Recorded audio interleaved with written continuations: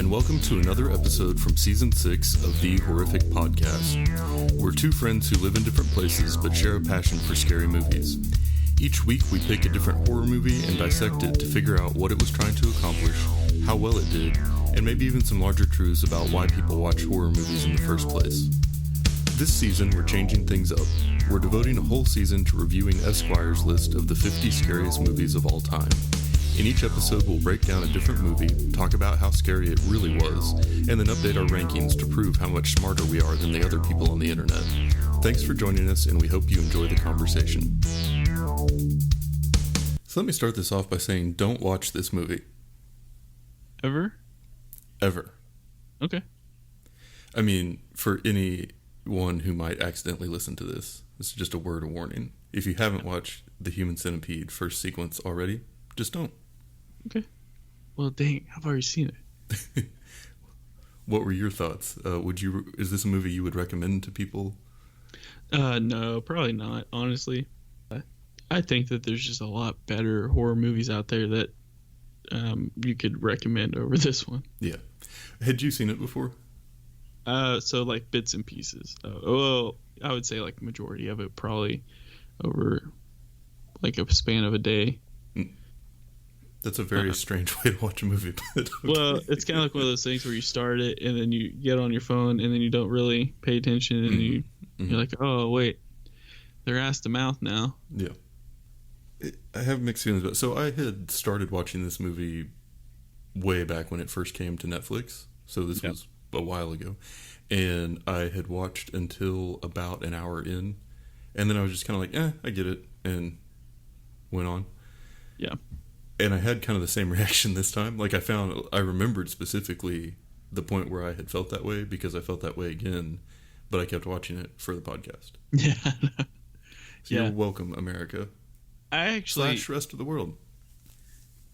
I actually thought that I was watching like a different version of it at first, because like I always try to cheap out on movies, and so if there's like a free trial, I'll do the trial and just watch the movie and cancel the trial mid movie. You can do that. Nice. And this one specifically was IFC, and I started it and I was like, okay, he's familiar, but the two girls did not look familiar to me. Yeah. And I realized why. It's because you don't see half their face for half the movie. Yeah, that's true. I was like, oh, that makes sense. Yeah.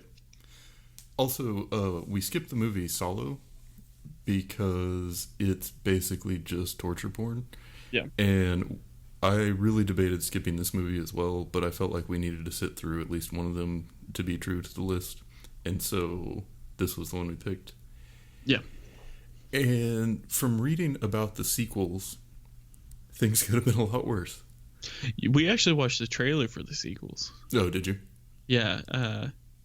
Just to see, like how can you have sequels to this? Right. And you can. Yeah. And it's actually not a bad idea. I mean, as far as like in the second one, the guy sees this movie, he's obsessed with this movie. Yeah. And then he decides to do it himself, and it's like,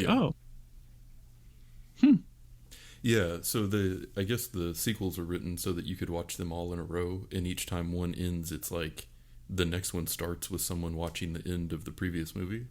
Yeah. Which is kind of a neat idea, but it also was the director had talked about how like each one was going to make the previous one look super tame by comparison, which is crazy. And I read the Wikipedia page for the third one just out of morbid curiosity, and it's pretty intense, man. Yeah, it goes from 3 to 12 to like 500 or something like that, right? Yeah, but it also just gets a lot more like sexual and violent for no reason, like outside of the whole like stitching people together thing. So yeah, but anyway, that's I feel like a fair warning. We have discussed for several minutes now how rough this movie is, so if you don't want to hear about it, this would be a good time to turn off the podcast, but go ahead or actually just turn off the volume and play it in the background. Yeah, as many times as you possibly can. Yeah, just put it on repeat. It helps our numbers. So yeah. All right, I'll introduce it. We'll get into it. In 2009, Bounty Films brought us Human Centipede, a Dutch body horror film written and directed by Tom Six. The Human Centipede tells the story of a German surgeon who is obsessed with the idea of joining multiple humans into a single organism. He begins abducting people and locking them in his basement.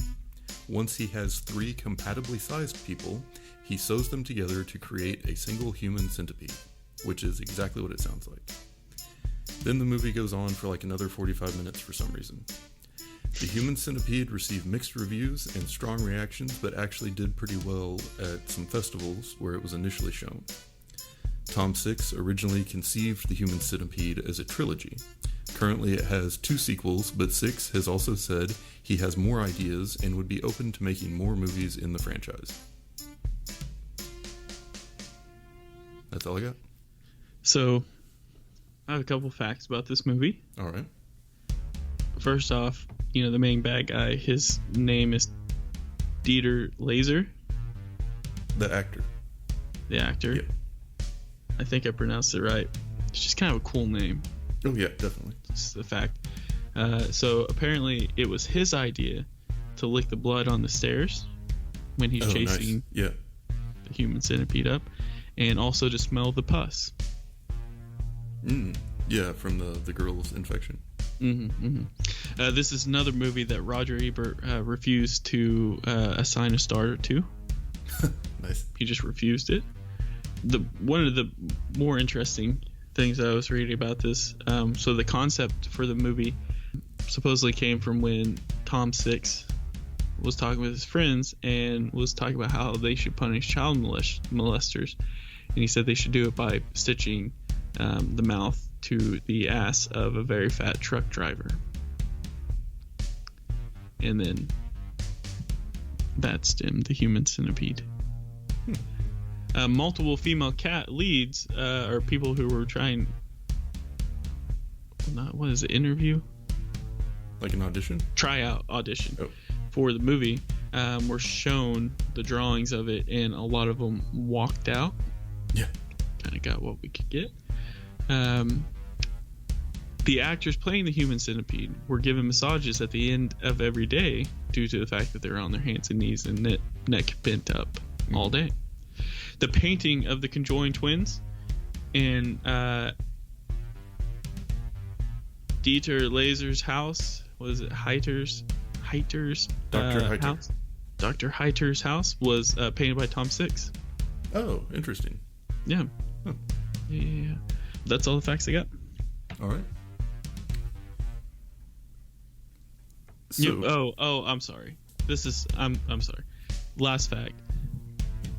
And this is, I think, known about the movie, but so Tom Six met with the surgeon. I think it was like Holland. He was in Holland or something like that. I don't remember where specifically. Met with the surgeon who finally came out and said that this could be 100% medically accurate. I don't buy it. I know, but that's what he says. Interesting. So I don't buy it too, because I feel like they got some sort of like code that they have to follow by. Like, no, you can't. I don't know. That's supposedly a fact, though. Well, just from like a physiological perspective, like the food that's already been digested once isn't going to be enough to sustain 2 more people. Right, but it wasn't sustaining the last one. Well, but she was also suffering from infection. So anyway, but yeah, I don't think the the medical correctness of this movie was its focus. So, but yeah, so in general, I guess kind of the overall arc of the movie, in case anyone hasn't seen it or doesn't know about it, there's this crazy doctor lives in Germany in a remote house out in the woods away from everything. He abducts these 2 girls. Well, actually, they come to his house after their car breaks down. They're American tourists.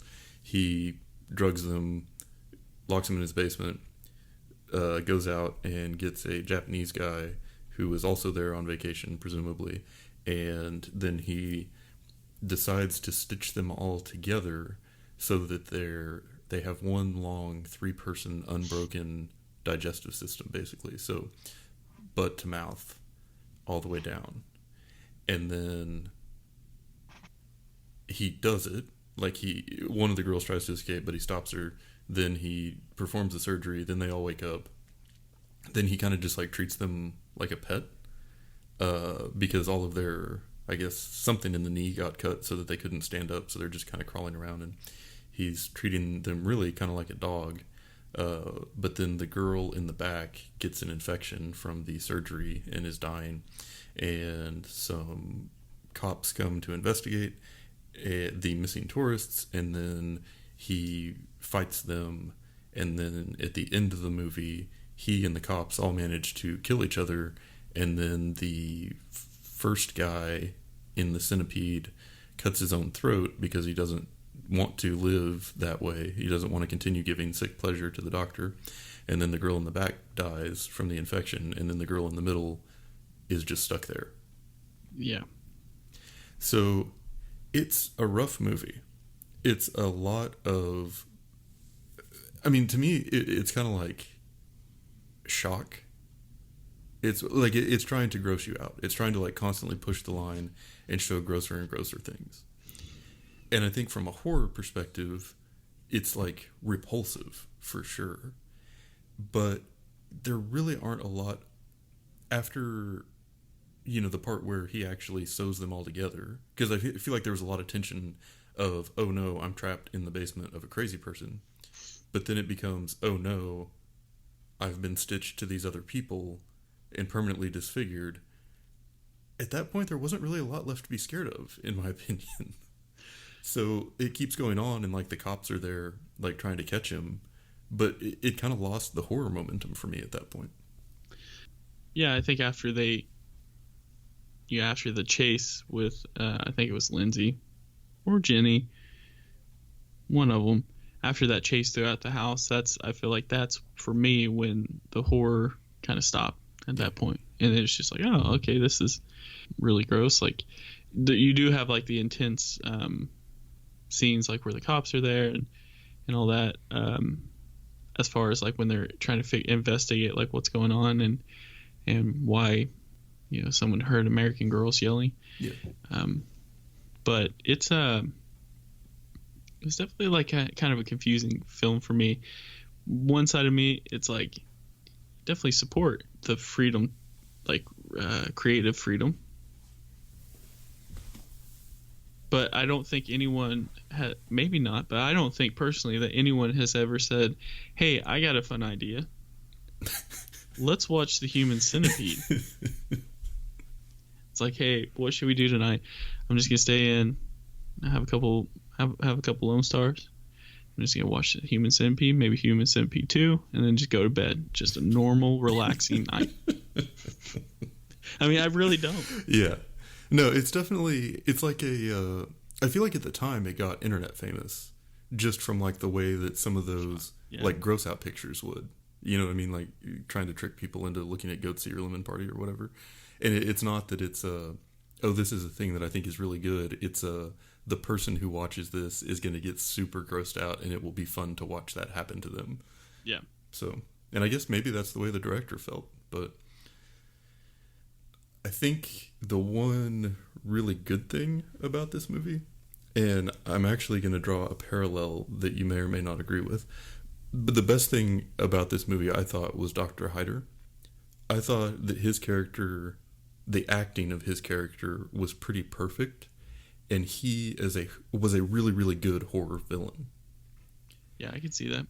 And he reminded me, it's probably just because we recently watched it, but he actually kind of reminded me of the Reverend from last week's movie, Night of the Hunter. How so? Like just the cockiness, I guess? The cockiness, also sort of the unpredictability and how his personality could kind of just flip really fast. Yeah. But then even at the end, when the cops are there and he's trying to just run through the same routine and they're just not buying any of it. Yeah. It kind of reminded me of like the lady at the end that the kids end up with in Night of the Hunter, where somebody finally is not buying what he's selling at all and he just loses it because he's like, well, everyone, you know, my charm or my position or whatever has been enough to convince people, and now someone's standing up to me for the first time, and I don't know how to handle that, and then all the crazy starts coming out. So just as a character, I liked him a lot. I thought that there was complexity, but he was also just terrifying. Like the way he played that role, and like you said, like licking the blood and everything. And one scene that stood out to me a lot was the very first person he abducts is the truck driver. And then he gets the two girls, and then he decides that he can't make a human centipede with one giant truck driver followed by two small girls. Yeah. So he says, "My friend, you don't match. I have to kill you. Don't take this personally." And then he just like injects something in his IV line, and it's done. Yeah. And he's so impersonal and so like clinical about that. And I thought just as a... But then you also see him like fly off the handle sometimes. And so he was just a terrifying, frightening character, and I thought that was the best part of the movie. Yeah, I can see that, and they even did the good thing, like as far as wearing relatively the same kind of costume. Like he had the overcoat when he went on out, and just to kind of associate that with the bad guy. And he had like an old school looking surgeon jacket on as well, and the sunglasses that he put on when it was raining. But yeah, I could definitely see that. I mean, I think he did a really good job. I think that Detective Voller did a pretty good job. The other Detective Kranz kind of just was weird. And then other than that, like it seemed like it was very B movie character. No, I take that back. Katsuro, I think he did pretty good. He the anger that was coming from him was pretty convincing.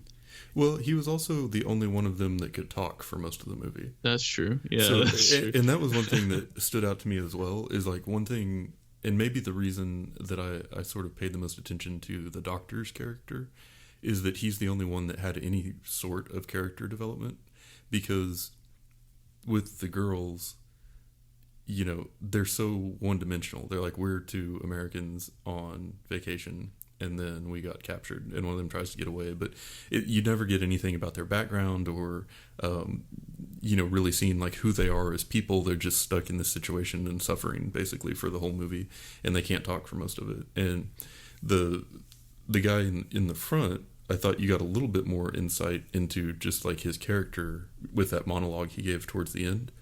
But basically, you get the information to make you care more about him like 2 seconds before he kills himself. So it's not like you never really developed any sort of connection. And that's one thing we've talked about a lot with something that makes horror movies effective. It's scaring you, is making you like actually care about or relate to the characters that the bad stuff is happening to. And so for most of this movie, the two characters that it felt like you were kind of supposed to feel that way about have their mouths sewn to someone else's posterior, so they can't talk. And so like their eyes just look scared, and it doesn't really do anything to build that connection. I mean, breaking this down, it's basically a mad scientist with their creature, and instead of the creature turning on them, cops come in, kill them, and then the girl in the middle stuck. That actually, at the end, with her being stuck in the middle, almost gave me anxiety. I did like the ending. I was like, what the heck? Like, God, that's a terrible way to... Yeah, could you imagine? Yeah. But back to your point about a lot of it being like B-movie, there's that scene towards the beginning where the girls are out in the woods after their car breaks down. Yeah. And the dialogue was just like, character first name, random thing, okay. Yeah. Example, Jenny, we've been out here for hours, okay. Yeah. She's like, whatever the other girl's name is, I don't know where to go, okay. Yeah, it was brutal. And it's like, how do you... It was so bad. Like, I got an idea. Instead of following the road we came back in on, let's go through these woods. I mean, technically, I guess it did help with that trucker coming through. That was like super creepy to him. Because, that would make them not technically want to stay in the car because the guy knows they're there. But, to answer or to, put some try to fix the loose ends, I guess. But yeah, I mean, it was definitely just B movie acting and well, but the crazy story. The dialogue like was written poorly as well. Like there's the part where the car has the flat tire, and they're like, okay, we're gonna call the rental car service and get the papers. What papers, buddy? Like, right. Yeah. And, like, isn't it a ride that you need or another tire or any, like what? It just, I feel like a lot of times they were like, oh, we need to have some dialogue here, so they just, maybe they improvised or something. I don't know. It was rough. Yeah, I think the other thing too. It had like the rough ones, but then I thought like the dialogue with Katsuro at the end I thought that was pretty good though. Where he says like, "Are you God? I'm just a puny insect. Yeah, I cast out my parent." Like just that kind of.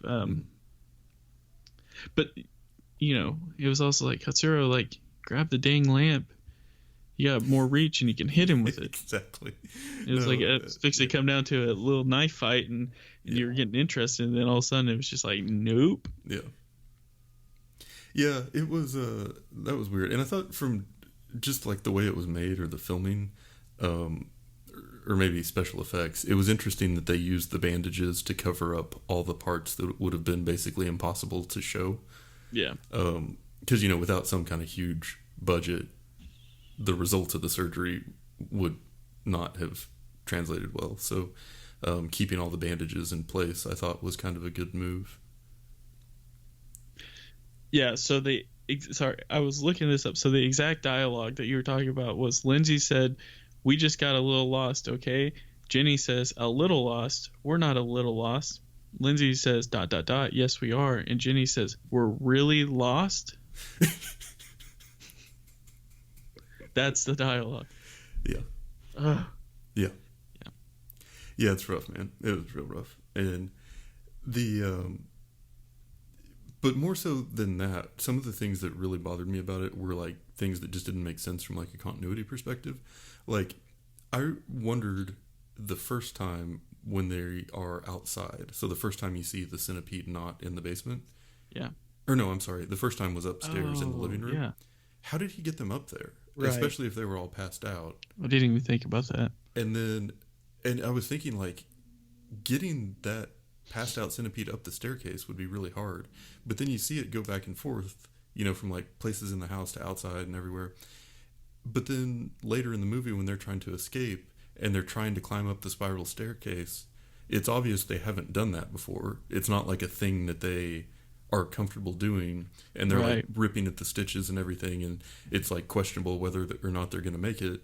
But it's like, what if they've been doing the whole movie to get from upstairs to downstairs? And like, why would you turn that into a plot point when it's something that hasn't been a difficulty up until this point? So I don't know, just little stuff like that bothered me. And again, it's one of those where it almost feels pointless to go through and try to pick at it though, because this movie was not made to be like this great cinematic, well-written thing with a airtight plot and characters that you came to love. It was meant to be like shock and repulsion, and that's what it did, and it did it pretty well, I guess.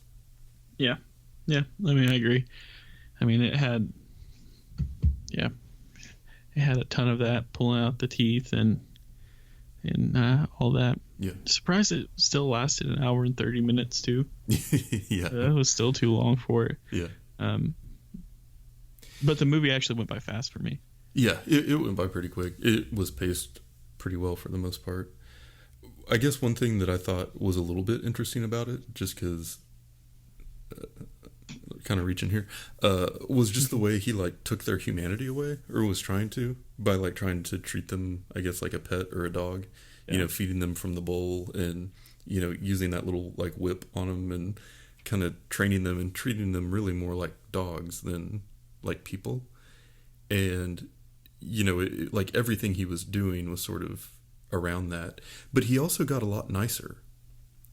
Like after they were joined and he didn't see them as human anymore, it was almost like he showed more like fondness or interest or wanted to interact with them more. You know what I mean? Like he liked the creation more than he liked people. which is an even higher level of creepiness. But yeah, he also wore Crocs. That was cool. Yeah. As soon as I saw that, I was like, okay, well, I could kind of see his side of things. Yeah. I had thought about writing the intro for this around this being the story of of a German man who loses his pet and will stop at nothing to regain his lost relationship with his loving animal. Oh, God. Paint him as like the hero who's struggling to get a thing that, anyway. Yeah. But yeah, and then the only other thing I had in my notes was I thought it was really funny how bad his drawings were. Yeah, I know. Well, that's what I was thinking. Sitting there thinking, I was like, this guy's fixing to do some like next level surgery stuff. Yeah. And he's doing this all on like where are those old, God, I can't even think of them now. But the old school way of showing people stuff in a class. Oh, the projector. Yeah, projector, yeah. I guess would be. Well, but it was and I was like, God, like this guy has so much stuff, and this is what he's doing. It's like stick figures, basically. Yeah. It's like how's it connect? And it's just like a line, like squiggly line going up and down. It's like, okay. Yeah, I feel like that's got to be like how some people see like business plans for startups. Like people come to the investor meeting and they're like, oh, that's cute. But yeah, it was really funny because he's talking about doing this like super advanced, never been done before surgery, and he's this super talented surgeon, and then his pictures all look like they were drawn by a fourth grader. Yeah. But he's so proud of it, and he's like, it's like he's excited to show it to them. Yeah. I did like how like when one of the girls ran away, whoever it was, like when he was trying to convince her to come back, even though it was just like a whole long kind of torture scene because he could have just shot her with the dart. But he said like, I'll pull your teeth out, like I'll do all this without any pain meds or whatever. Then one of the last things is like he was saying like, okay, you're the B, like you will be the B in this, and it's like that's probably the worst position to be in. Yep. I mean, if I had my pick, I'm just saying. Good Lord. Yeah. But yeah, it was rough. I do think it had. Oh, this is going to be terrible. I do think it had a little bit better storyline than some of the other movies on this list. Well, I mean, at least it was a horror. I guess you could say that. Yeah, I think, kind of like we talked about before, from the horror perspective, after the deed was already done, there wasn't really a lot left to be scared for, and you weren't particularly connected to the characters, and there was really no reason to think that the two girls would make it out, or ever like have any chance at like a normal sort of life or anything. So, yeah. But the good news is, this was number 10 on the list. Yeah. On Esquire's list of the 50 scariest movies of all time, which means there are only 9 remaining. And of those 9, we've already done episodes on 5 of them, which means for this season, as we work our way through the list, we only have 4 more episodes after today. That's crazy to think about. It's a good feeling, but also in looking ahead a little bit, I actually am super excited about basically all of these. So The Shining I've seen before. I know it's a good movie. Martyrs we've talked about wanting to see for a long time. Wicker Man I've heard is very good. That's actually one that shows up on a lot of lists. That's one that I haven't seen or known anything about. And then same with Last House on the Left. So I think we are on the home stretch, and I'm super excited about it. And I have some ideas for what next season could look like, but we will talk about that not on the air. Ooh, okay. Keep those losers out of this conversation. Exactly. I don't want to commit us to anything that you're not on board with. Oh, I'm on board with whatever. Well, unless it's Human Centipede 2 and 3. Just to kidding. The drawing board. Yeah. And that's it for today's episode. If you've listened this far, then thank you, and we hope you've enjoyed it. We're always looking for new ideas, so if you have any questions, comments, or movie suggestions, please send us an email at thehorrificpod@gmail.com, or feel free to comment on or message our Facebook page. Just search for The Horrific Podcast. Thanks for listening.